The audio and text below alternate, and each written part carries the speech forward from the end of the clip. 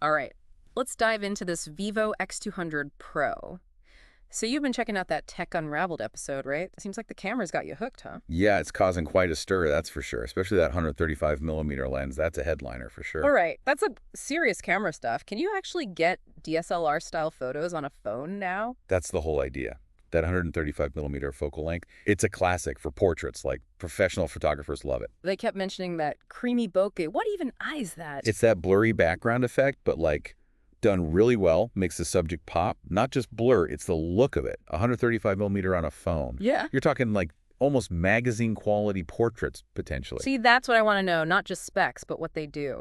What else is special about this camera? They mentioned 10-bit log video. Sound like a huge e-deal. Massive. If you care about video quality, that is. Imagine, 10-bit log, it's capturing way more color and light. Like think RAW, but for video. So instead of the phone deciding what to keep, you get all the data, more to edit with later. Exactly. Huge difference. Like a rough sketch versus a high-res image, more to work with, better final result. Okay, this phone means business, but real-world performance, that's what matters. Tech Unraveled gave us some hints, right? They did. Daylight shots, they were blown away. Vibrant colors, super detailed, especially with the 135 millimeter for portraits. Okay, but night shots. Low light is where phone cameras really get tested. That's where the AI night mode steps in. Not just a gimmick, apparently it actually reduces noise, keeps those low-light shots looking clean. So no more grainy messes when the sun goes down. That's the goal. We need to test it ourselves, but it's promising, for sure. All right, so the camera tech is impressive,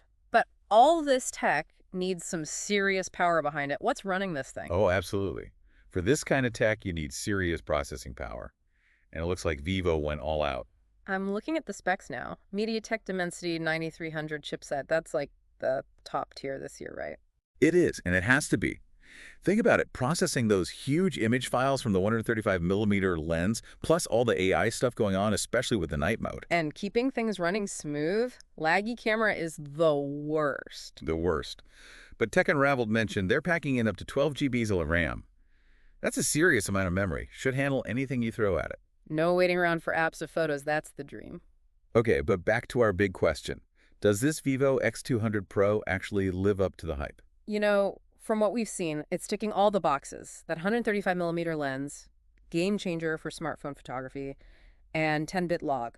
Huge for serious video. But features are one thing. It has to all come together in a phone that's actually good to use, right? And the price, got to factor that in. Exactly. It's a technological marvel, sure. Yeah. But the best phone is always what's best for you, your needs, your priorities. How do you figure that out, though? What should someone be thinking about when they see a phone like this, trying to decide if it's right for them? Good question. First off, what are you using NOW? Happy with it? Are there things you want to do that it can't handle? Or is this about having the latest and greatest? Because, let's be real, not everyone needs a professional camera in their pocket. Exactly. This phone is an investment, so think it through. What matters to you in a phone?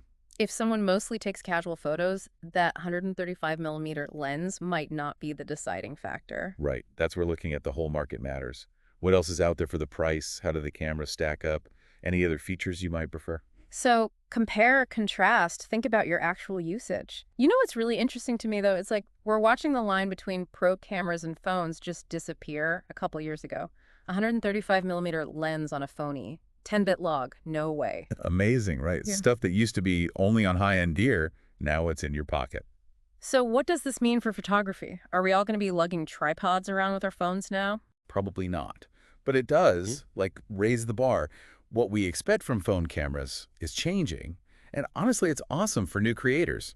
Might not have even tried photography before, now they can jump right in. The barrier to entry is so much lower, yeah. You don't need a big fancy DSLR and a bag full of lenses just to experiment. Your phone is enough. Exactly. And who knows where this goes next, even better sensors, crazier AI.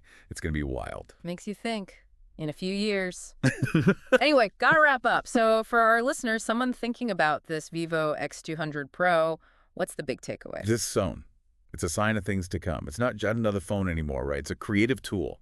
Pro-level stuff right there in your hand. Question is, what are you going to create with it? Love that. All right, thanks for joining us for this deep dive on the Vivo X200 Pro. Until next time, keep exploring, everybody.